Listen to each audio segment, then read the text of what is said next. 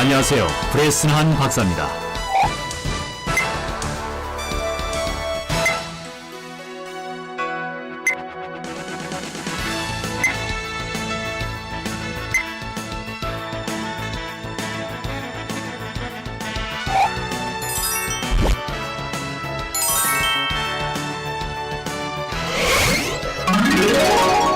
최근 들어 전 세계적으로 심혈관계 질환에 대한 관심이 매우 높아지고 있습니다.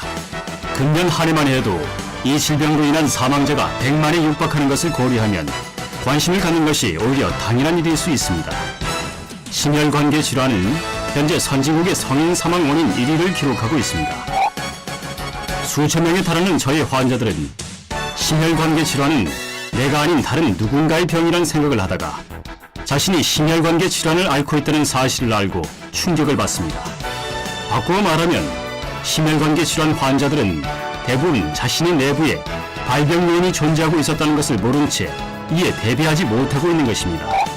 지금 이 시간에도 매 26초마다 한 명씩 심장마비로 쓰러지고 있으며 1분에 한 명씩 사망하고 있습니다.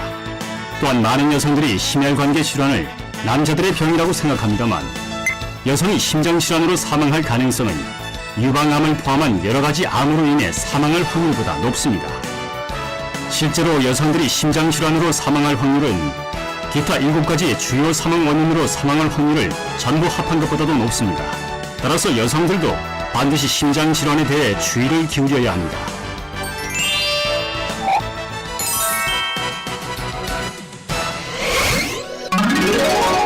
최근의 모임에서 어떤 분이 저를 알아보고 명함을 부탁했습니다. 그러면서 심장마비에 걸리면 연락하겠다고 말했습니다. 하지만 그분에게 심장마비가 발생했을 때는 저의 명함을 꺼내볼 겨를도 없이 아마 사망할지도 모릅니다.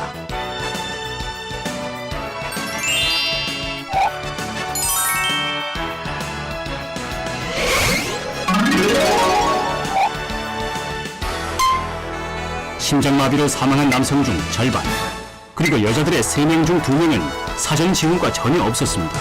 바꾸어 말하면 심장마비의 가장 중요한 특징이 바로 발병 후 곧바로 사망한다는 것입니다. 이것은 매우 비극적인 일입니다. 하지만 심혈관계 질환의 80%는 예방이 가능하며 심장마비를 예방한다는 것은 곧 평균 수명을 14년 증가시키는 셈입니다. 따라서 심혈관계 질환은 치료가 아니라 예방이 중요합니다. 많은 경우 심장마비가 발생하면 치료를 위한 가장 중요한 부분인 예방 단계를 이미 놓쳤다는 것을 알게 됩니다. 너무나 많은 사람들이 이미 심장에 치명적인 고장이 나서 기능이 정지되고 뇌가 손상된 후에서야 저에게 찾아옵니다. 제가 심혈관계 질환의 예방에 대해 매우 적극적이게 된 이유는 심장이 망가지면 더 이상 기능을 회복시킬 수 없는 상태가 되는 경우가 많기 때문입니다.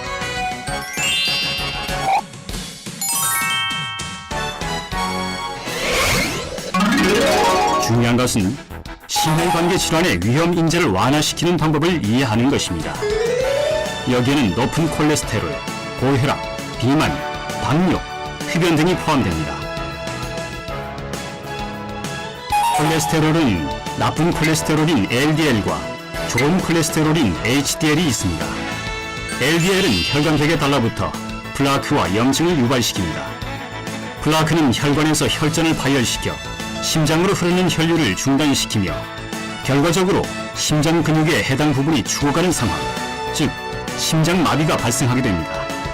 하지만 LDL을 1% 낮출 때마다 심혈관계 질환이 발생할 위험이 2% 감소하므로 LDL을 낮추는 것이 그 무엇보다 필요합니다. HDL은 LDL의 반대입니다. HDL은 LDL을 비활성화시켜서 무해한 상태로 간으로 운반합니다. 따라서 HDL은 플라크와 맞서 싸우며 실제로 플라크를 감소시켜 심혈관계 질환을 줄일 수 있습니다. HDL이 1% 증가할 때마다 심혈관계 질환은 3% 감소합니다. 따라서 HDL을 증가시키는 일도 매우 중요합니다.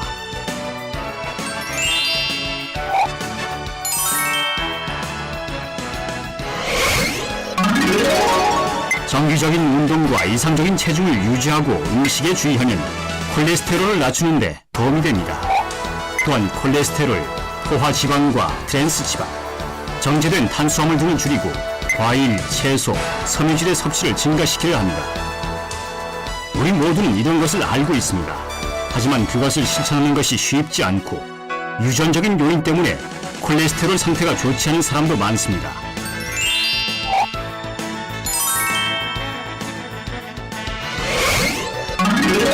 혈중 콜레스테롤 중 음식물에서 전환된 것은 25%에 불과하며 나머지 75%는 간에서 만들어지는데 신체 내에서 너무 많은 콜레스테롤이 만들어지는 것이 문제입니다. 이러한 문제를 해결하기 위해 병원에서 사용하는 스테틴은 전 세계에서 가장 잘 팔리는 약품으로 1년에 250억 달러 정도의 매출을 올리고 있습니다. 이 약품은 간 효소를 차단하여 콜레스테롤 생성을 줄이며 평균적으로 LDL을 약 32% 정도 낮추는 효과가 있습니다.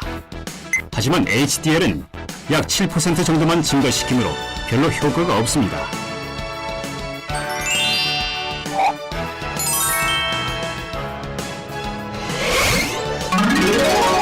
물론 많은 종류의 급성 심장질환과 만성 심장질환을 위해 저도 이 약품을 사용합니다. 그리고 어떤 경우에는 이 약품의 사용이 필수적인 경우도 있습니다. 하지만 스테틴 계열 약품에는 몇 가지 잠재적인 부작용이 있습니다. 우선 10%에서 20% 정도의 사람들은 그 부작용을 견디는데 어려움을 겪습니다.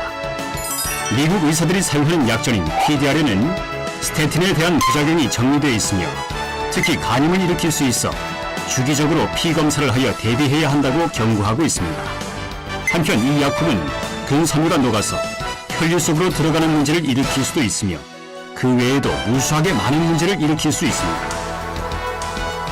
실례로 40대의 남성은 콜레스테롤 증가 때문에 스테틴을 복용했다가 심각한 부작용을 겪었습니다.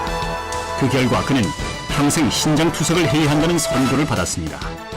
콜레스테롤을 낮추기만 하면 되는 건강한 사람이었는데도 말입니다. 스테틴 복용량이 증가하면 콜레스테롤 개선 효과도 줄어든다는 사실을 이해하는 것도 중요합니다. 특정 환자의 경우 스테틴을 사용하여 LDL 콜레스테롤이 50포인트나 낮아졌지만 복용량을 2배로 늘렸을 때에는 10포인트만 추가로 감소했으며 근육통과 같은 부작용이 생겼습니다. 이것은 스테틴과 관련된 또 하나의 문제점을 보여줍니다. 즉, 복용량을 증가시키면 시킬수록 부작용이 생길 가능성도 그만큼 증가한다는 것입니다. 또한 복용량을 증가시키면 소위 스테틴 한계점에 도달하게 되어 콜레스테롤을 더 이상 낮출 수 없게 됩니다.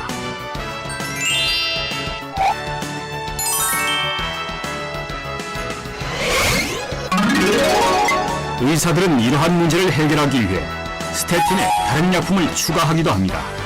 이때 사용되는 약품으론 제티아, 니아신, 피브레이트와 같은 성분이 있지만 이들도 부작용이 발생할 가능성이 있습니다. 어떤 제약회사는 스테틴에 다른 약품을 결합시켜 개발한 제품을 혁신적인 콜레스테롤 치료제라고 광고했습니다.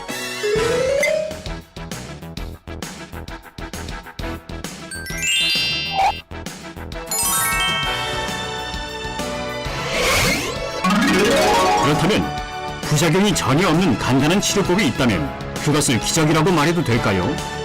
지금 말씀드리는 내용이 자칫 과장된 것처럼 느껴질지 모르지만 실제로 4가지 식품을 섭취하는 것만으로도 심장질환의 예방이 가능합니다. 그 4가지 식품 중에서도 특히 다양한 식이섬유를 섭취하는 것은 중요합니다. 시중에는 이미 식이섬유 섭취를 돕는 다양한 보조제가 나와 있지만 어떤 식이섬유를 섭취할 것인가가 매우 중요합니다. 식이섬유 중에서도 수용성 식이섬유를 섭취해야 하며 여기에 강력한 항산화 영양소와 비타민, 크롬, 기타 미네랄 등을 함께 섭취하는 것이 좋습니다. 이외에도 몇 가지 영양소를 추가로 섭취해 주시면 콜레스테롤 감소 효과를 증진시킬 수 있습니다.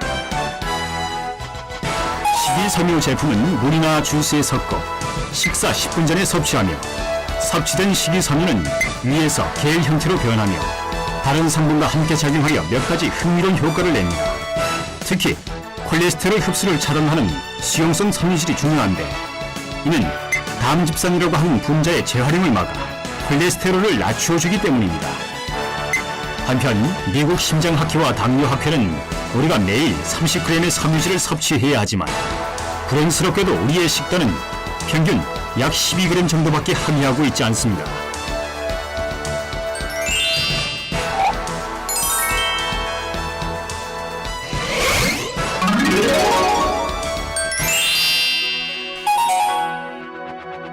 미국 최고의 심장병원으로 인정받고 있는 클리브랜드 클리닉에서는 특정 식이섬유 보조제를 사용하여 플라시보, 즉 이증맹금법을 통해 이 메커니즘의 중요성을 평가했습니다. 이 연구에서 LDL 콜레스테롤이 11%나 감소했고 APOB나 호모시스테인과 같이 심장에 해로운 다른 성분들도 각각 20%와 11% 감소한 것으로 나타났습니다.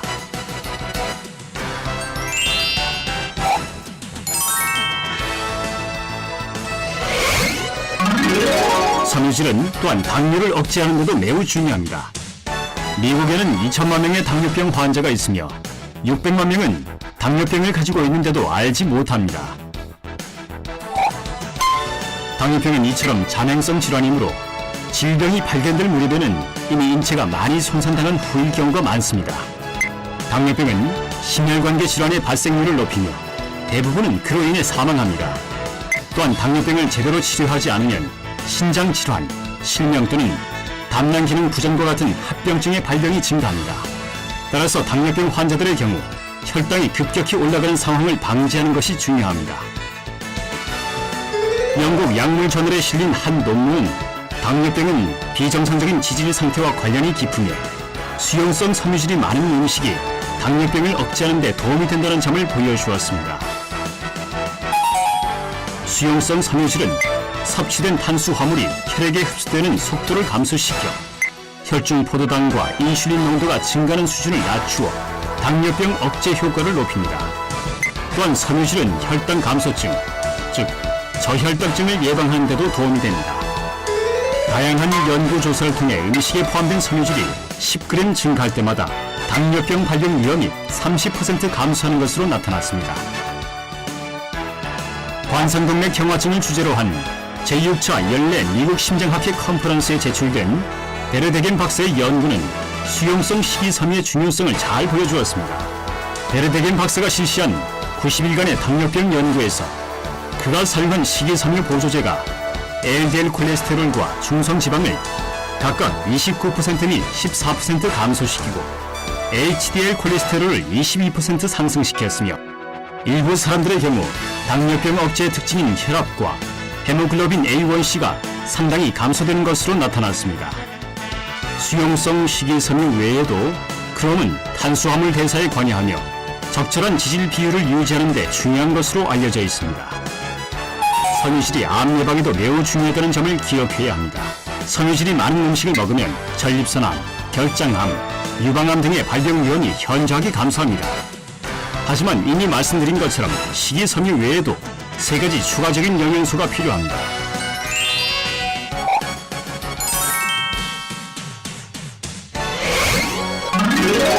그렇다면 나머지 3가지 영양소는 무엇이며 각각 어떻게 작용할까요? 그중 한 가지는 식물 스테롤과 관련이 있습니다. 식물 스테롤은 콜레스테롤과 거의 비슷한 구조이지만 인체에 유해하지 않으며 콜레스테롤의 이동을 차단합니다. 쉽게 설명드리기 위해 버스가 콜레스테롤을 장에서 혈액 속으로 옮긴다고 가정해 보겠습니다. 이 버스 기사는 콜레스테롤만 버스에 태웁니다. 그래서 식물 스테롤이 버스의 좌석을 몇 개 차지하고 상당한 양의 콜레스테롤이 버스에 올라타지 못하고 장에서 배출되므로 장 내 콜레스테롤이 줄어듭니다. 두 번째 영양소는 사탕수수 추출물인 폴리코사놀로서 스테틴과 마찬가지로 간에서 콜레스테롤의 합성에 관여하는 효소를 차단합니다. 하지만 스테틴과 같은 잠재적인 독성이 없습니다. 물론 이 효소를 차단하면 콜레스테롤 생성이 줄어들고 따라서 혈중 콜레스테롤 농도가 줄어듭니다. 마지막 3번째 영양소는 국화꽃입니다. 국화꽃은 차 형태로 한의학에서 수세기 동안 사용된 것입니다. 이 물질은 혈중 콜레스테롤을 비활성화시켜 무해한 것으로 바꿔놓는 효소를 강화하여 콜레스테롤 농도를 낮춰줍니다.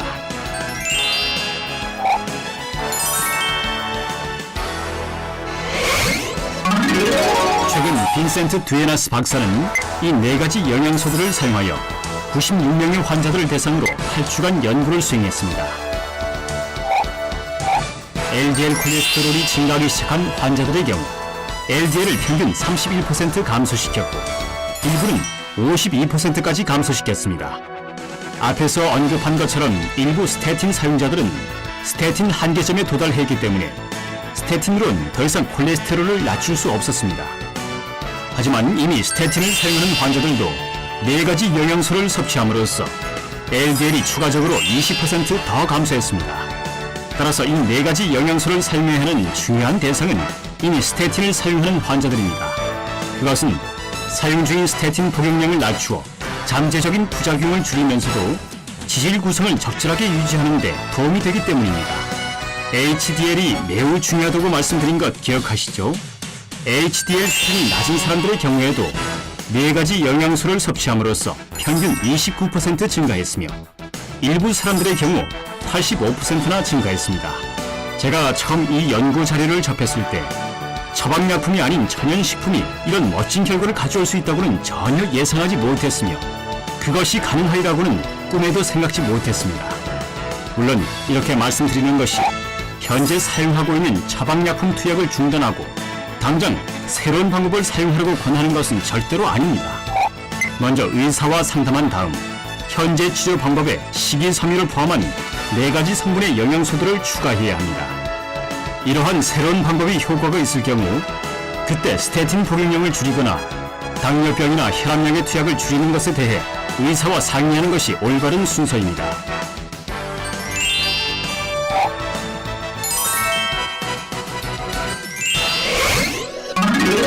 이미 말씀드린 것처럼 식사 전에 식이섬유 보조제를 섭취하면 위 안에서 겔 형태가 됩니다. 따라서 기분 좋은 포만감을 느끼게 되며 그 결과 덜 먹게 되고 체중도 줄일 수도 있습니다. 식이섬유가 체중 감량 식품의 필수 성분인 것은 바로 그러한 이유 때문이며 체중이 줄어들면 일반적으로 혈압 또한 내려갑니다. 여기에 운동을 병행하면 더욱 효과가 있습니다. 앞서서 심혈관계 질환의 주요 위험인자에 대해 간단히 설명드렸습니다. 우리는 그것을 반드시 기억해야 합니다. 이미 설명드린 것처럼 식이섬유와 식물스테롤 등은 주요 위험인자 중 4가지, 즉 콜레스테롤, 고혈압, 비만, 그리고 당뇨를 줄이는 데 도움이 됩니다.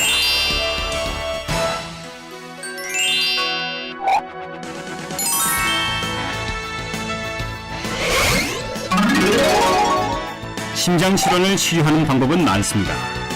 하지만 바이패스 수술을 한 사람과 얘기해보면 알겠지만 대부분 비용이 많이 들며 고통스럽습니다. 그리고 일부 시술의 경우 효과도 별로 없습니다. 요컨대 질병을 치료하는 가장 좋은 방법은 바로 질병을 예방하는 것입니다. 저는 지난 25년간 심혈관계 질환을 예방하는 자연스러운 방법을 찾고 있었으며 질병이 생기기 전에 건강을 지켜줄 수 있는 것으로 식이섬유만큼 효과적인 것은 본 적이 없습니다. 따라서 식이섬유 보조제는 모든 사람이 섭취해야 할 필수품입니다.